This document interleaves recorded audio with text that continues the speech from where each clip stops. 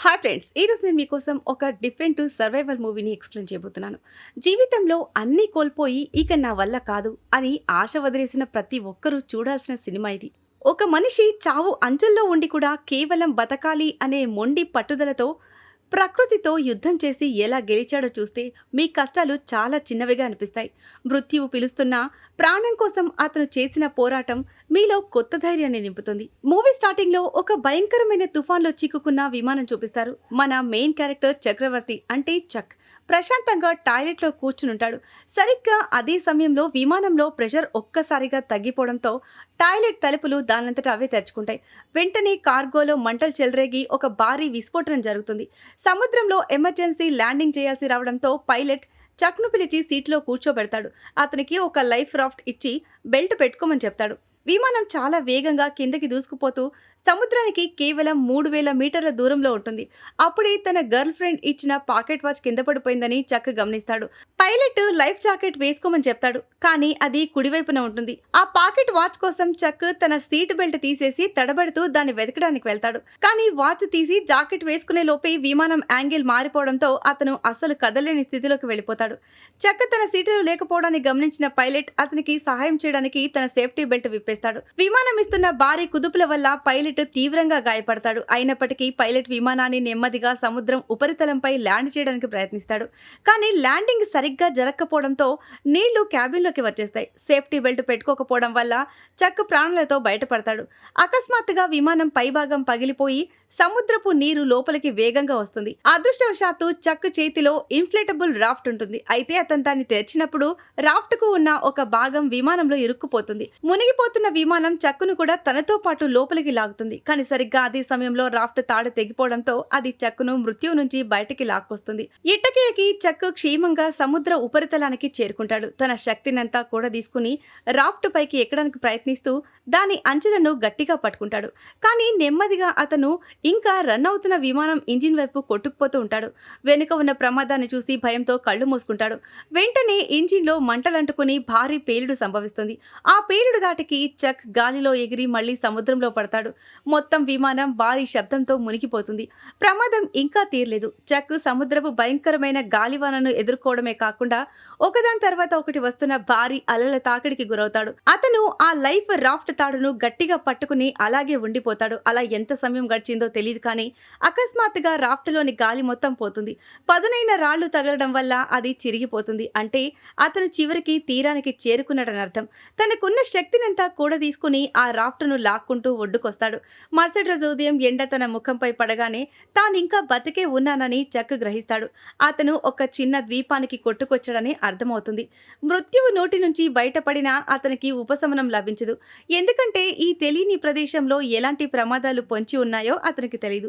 అతను నడుచుకుంటూ వెళ్తూ విమానం నుండి చెల్లాచెదురుగా పడి ఉన్న వస్తువులను ఏరుకుంటూ ఆ ద్వీపంలో తనలాంటి మనుషులు ఎవరైనా ఉన్నారా అని వెతకడం మొదలు పెడతాడు. కానీ చుట్టూ చూస్తే అతనికి వినిపించేది కేవలం అంతులేని నిశ్శబ్దం మాత్రమే. దీన్ని బట్టి అతను ప్రపంచపటంలో లేని ఒక నిర్మానుష్యమైన ద్వీపంలో చిక్కుకున్నాడని స్పష్టమవుతుంది.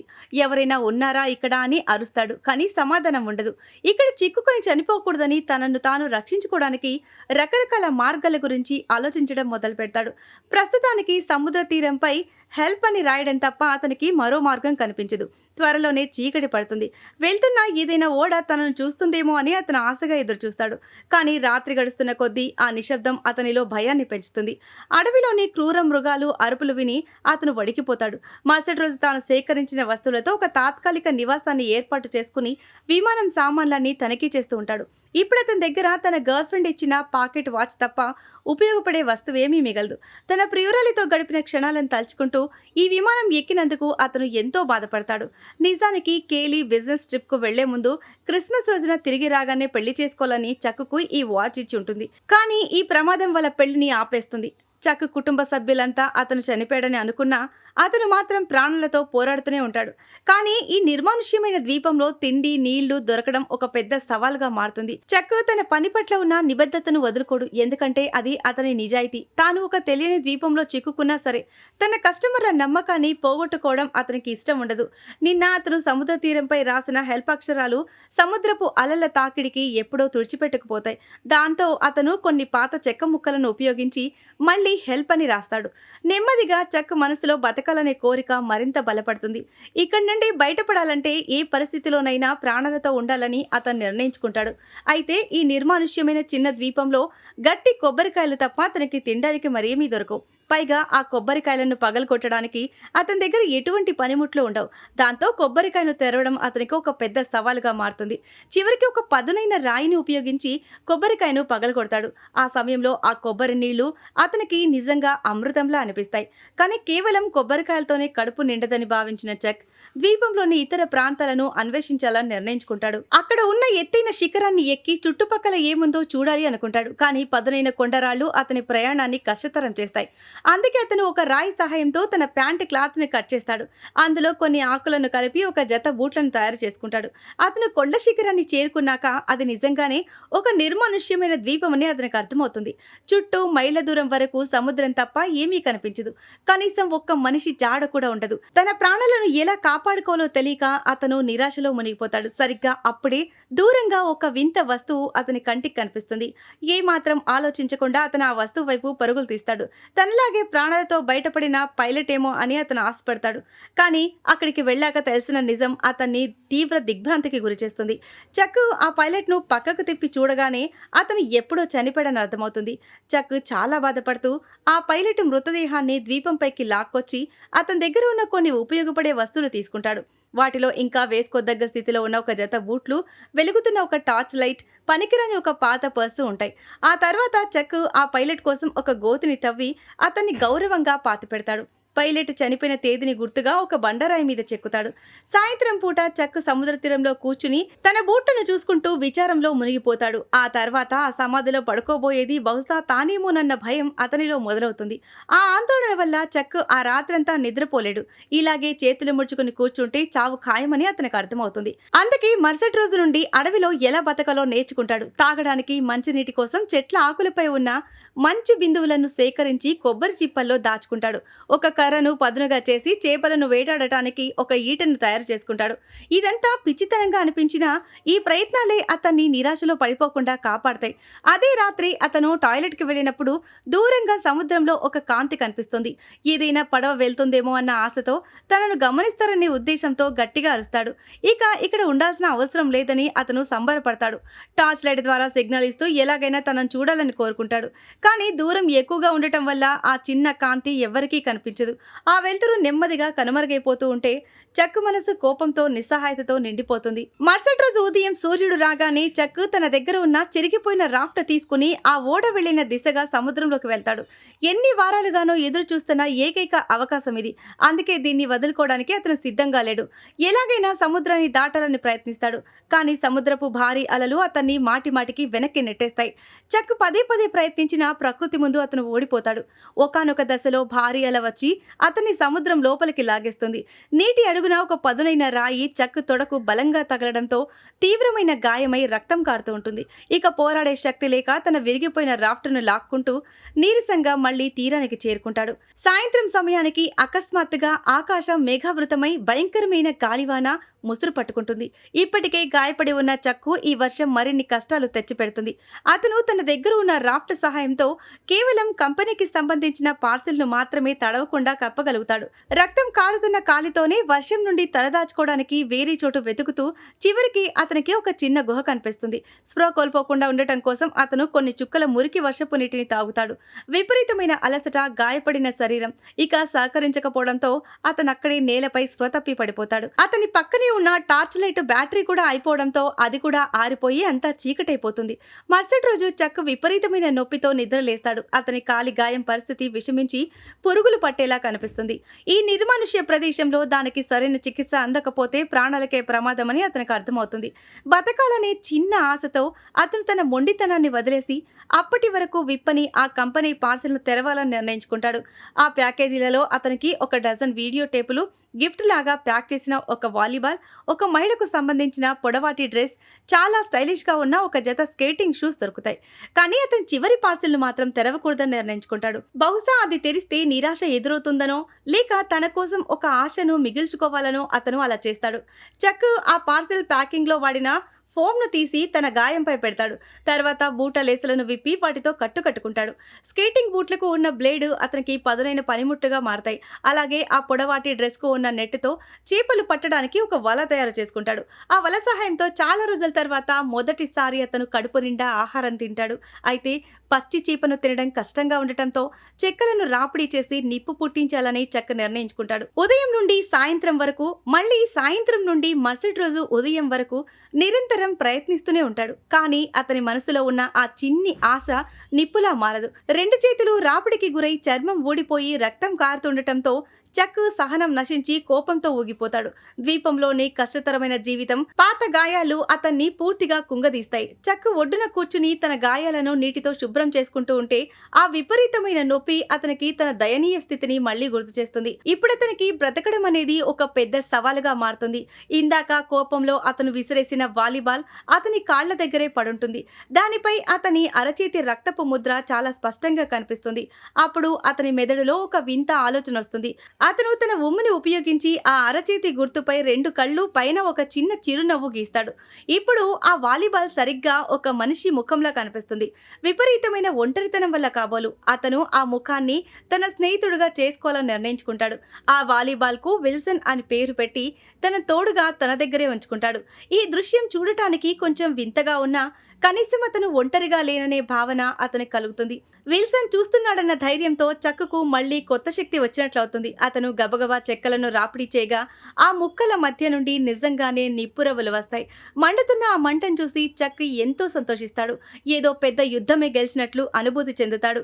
ఈ మంట ఆహారం వండుకోవడానికే కాకుండా తానిక్కడ ఉన్నానని సిగ్నల్స్ పంపడానికి కూడా ఒక మంచి మార్గంగా కనిపిస్తుంది. రాత్రిపూట తింటూ అతను విల్సన్తో తన పరిస్థితి గురించి మాట్లాడుతూ ఉంటాడు. అతని అంచనా ప్రకారం అతనిప్పుడు తన ఊరికి దాదాపు 4000 మైళ్లకు పైగా దూరంలో ఉన్నాడు. అంటే ఎవరైనా వచ్చి అతన్ని కనిపెట్టే అవకాశం అస్సలు లేదు.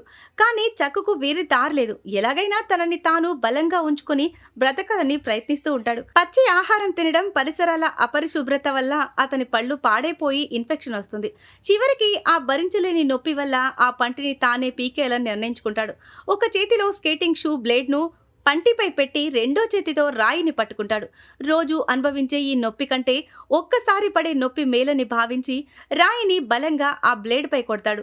అడవిలో జీవించడంలో ఆరితేరినప్పటికీ అతని కళ్లలో మునుపటి మెరుపు మాత్రం లేదు. 4 సంవత్సరాల కాలంలో చక్ ఇప్పుడు ఒక అడవి మనిషిలా మారిపోతాడు. చేపలు పట్టడంలో నైపుణ్యం సాధించడం వల్ల అతనికి ఆహారానికి కొదవలేదు. కానీ అతని కళ్లలో మునుపటిలా బతకాలనే ఆశ మాత్రం కనుమరుగైపోతుంది. ఇక్కడి నుండి బయటపడతాననే ఆశ వదులుకున్న చక్కు ప్రతిరోజు బతకడం అనేది తన ఒంటరితనాన్ని అనుభవించే మరో రోజులా మారుతుంది. అయితే కొంతకాలం తర్వాత శిఖరం అంచున అతనికి ఒక పాత టిన్ ముక్క కనిపిస్తుంది. అతను దాన్ని సముద్ర తీరానికి తీసుకొస్తాడు. సముద్రపు గాలికి ఆ టిన్ ముక్క కింద పడిపోయినప్పుడు అకస్మాత్తుగా అతని మెదడులో ఒక అద్భుతమైన ఆలోచన తడుతుంది. దీన్ని తెరచాపలా వాడుకుని సముద్రపు అలలను చీల్చుకుంటూ వెళ్తే బహుశా ఈ ద్వీపం నుండి తప్పించుకునే అవకాశం ఉంటుందని అతను గ్రహిస్తాడు. ఈ ఆలోచన రాగానే అతను మరో క్షణం కూడా ఆలస్యం చేయడు. ఎలాగైనా ఈ నిర్మానుష్యమైన ద్వీపం నుండి త్వరగా బయటపడాలని నిర్ణయించుకుంటాడు. చక్ వెంటనే పని మొదలు పెడతాడు. ముందుగా అతను ఒక బలమైన పడవను తయారు చేయాలి. అందుకోసం అతను చాలా కొమ్మలను సేకరించి ఒక దగ్గరకు చేరుస్తాడు. అడవిలో దొరికే తీగలను తాళ్లుగా మార్చి వాటన్నింటినీ గట్టిగా కడతాడు. చివరికి పనికిరాని వీడియో టేపులను కూడా తాడులా ఉపయోగిస్తాడు. ఈ క్రమంలో చక్ మానసిక స్థితి క్రమంగా దెబ్బతింటుంది. విల్సన్ తననే చూస్తున్నాడని, తనను వెళ్ళనివ్వడం లేదని అతను భ్రమపడతాడు. ఆ ఆవేశంలో విల్సన్తో గొడవ పడతాడు. నేను నా జీవితాంతం నీతో మాట్లాడుతూ గడపలేను, విన్నావా? నువ్వు 2 కాసుల వాలీబాల్ అంతే అంటూ కోపంతో తన 4 ఏళ్ల స్నేహితుడైన విల్సన్ను ఒక్క తన్ను తన్ని దూరంగా విసిరేస్తాడు. కానీ కాసేపటికి అతను శాంతించి తన స్నేహితుడు విల్సన్ పట్ల చేసిన పనికి ఎంతో బాధపడతాడు. అందుకే ఆ రాత్రి చీకటిలో విల్సన్ను వెతికి పట్టుకుని ప్రేమగా అతని ముఖంపై మళ్లీ రంగులద్దుతాడు. ఇలా రోజులు గడుస్తూ ఉండగా చెక్క తయారు చేసుకున్న చెక్క పడవ సిద్ధమవుతుంది. వెళ్లడానికి కావలసిన అన్ని వస్తువులను సిద్ధం చేసుకున్న చక్ తన పడవను సముద్రంలోకి దించడానికి సరైన గాలి దిశ కోసం ఎదురుచూస్తూ ఉంటాడు. తానిక్కడ చిక్కుకున్నానని గుర్తుగా ఒక సందేశాన్ని కూడా అక్కడ వదిలేస్తాడు. దాదాపు 1500 రోజులకు పైగా ఈ కనికరం లేని ద్వీపంలో చిక్కుకుని అతను ఒక రికార్డునే సృష్టించాడు. చక్కు తన చివరి అక్షరాన్ని రాయిపై చెక్కుతూ ఉండగా అదృష్టవశాత్తు గాలి అతను కోరుకున్న దిశలో వీయడం మొదలవుతుంది. అమితమైన ఉత్సాహంతో అతను తన పడవను సముద్రంలోకి నెట్టి తన పాత స్నేహితుడు విల్సన్తో కలిసి కొత్త జీవితాన్ని వెతుక్కుంటూ ప్రయాణమవుతాడు. సముద్రపు అలలు ఇప్పటికీ భయంకరంగానే ఉన్నాయి, కానీ అవి అతన్ని ఇంటికి వెళ్లకుండా ఆపలేకపోయాయి. సముద్రంలోని ప్రతి అల అతన్ని ముంచేయాలని చూస్తున్నా చక్కు తన శక్తినంతా ఉపయోగించి వాటిని చీల్చుకుంటూ ముందుకు సాగుతాడు. ప్రతిసారి మృత్యు అంచుదాకా వెళ్లి ప్రాణాలతో బయటపడటం అతనిలోని ఆత్మవిశ్వాసాన్ని మరింత పెంచింది. 4 ఏళ్ల పాటు తనను బంధించిన ఆ చిన్న ద్వీపాన్ని చక్కు చివరిసారిగా వెనక్కి తిరిగి చూసినప్పుడు అతని మనసులో ఒక వింత భావన కలిగింది. ఒకవేళ ఆనాడతను ఆ కష్టాలను ఎదుర్కోవాలని మొండిగా నిశ్చయించుకోకపోతే ఈ పాటికి అక్కడే ఒంటరిగా ప్రాణాలు వదిలేసేవాడు. అయితే అతని అసలు పోరాటం ఇప్పుడే మొదలైంది. ముందు ముందు ఎదురయ్యే ప్రమాదాలు ఎంత ఘోరంగా ఉంటాయో అతనికి అస్సలు తెలీదు. త్వరలోనే మనుషులు ఉన్న ఊరు చేరుకుంటానని ఆశగా ఎదురు చూస్తున్న సమయంలోనే ఒక భయంకరమైన తుఫాను అతన్ని చుట్టుముడుతుంది.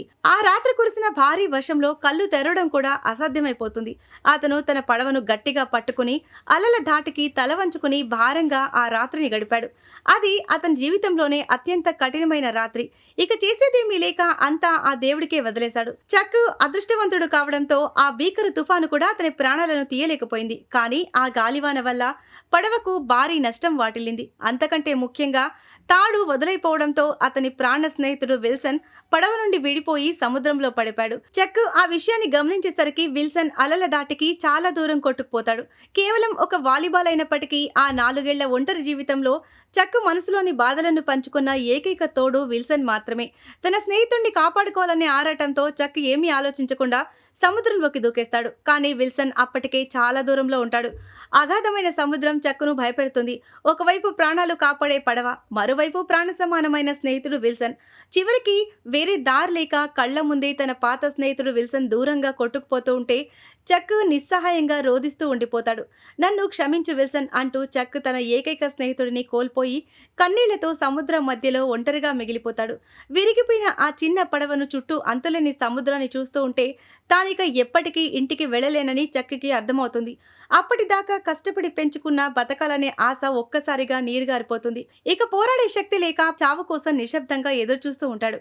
సరిగ్గా చక్కు తన ప్రాణాలు వదిలేయడానికి సిద్ధమైన తరుణంలో అతనికి ఒక వింత శబ్దం వినిపిస్తుంది. అది అతను తన కలల్లో మాత్రమే విన్న ఓడ సైరన్ శబ్దం. తనకున్న ఆఖరి శక్తినంతా కూడదీసుకుని వెనక్కి తిరిగి చూస్తాడు. అతని ముందు ఒక భారీ కార్గో షిప్ కనిపిస్తుంది. ఆ ఓడలో ఉన్నవాళ్లు చక్కును గమనించి అతన్ని రక్షిస్తారు. అలా ఎన్నో ఏళ్ల పోరాటం తర్వాత చక్ ఎట్టకేలకు క్షేమంగా తన సొంత ఊరికి చేరుకుంటాడు. చక్కు ప్రాణాలతో తిరిగి వచ్చిన వార్త నగరమంతా సంచలనంగా మారుతుంది. కానీ అతనికి అవేమీ పట్టవు. అతని మనసంతా 4 ఏళ్లుగా తను ప్రాణంగా ప్రేమించిన గర్ల్ ఫ్రెండ్ కేలీ మీదే ఉంటుంది. వెంటనే ఆమెను కలవడానికి ఆమె ఇంటికెళ్తాడు. కానీ తలుపు తీసింది కేలీ కాదు, ఒక గుర్తు తెలియని వ్యక్తి. అతను చక్కును చూసి నేను కేలీ భర్తనని పరిచయం చేసుకుంటాడు. ఆ మాట వినగానే చక్కు ఒక్కసారిగా షాక్కి గురవుతాడు. తాను ఎవరి కోసమైతే ప్రాణాలు అరచేతిలో పెట్టుకుని పోరాడాడో ఆ కేలీ అప్పటికే పెళ్లి చేసుకుని ఒక బిడ్డకు తల్లి కూడా అయిందని తెలుస్తుంది. ఆ పరిస్థితిలో కేలీ భర్త చక్కును శాంతింపజేస్తూ తన భార్యను సమర్థిస్తూ మాట్లాడతాడు. బహుశా నువ్వు ఆమెకు కొంచెం సమయం ఇవ్వాలి అని చెప్తాడు. కేలీని అలా ఏడుస్తూ చూస్తున్నప్పుడు చక్కు ఆమె పరిస్థితి అర్థమవుతుంది.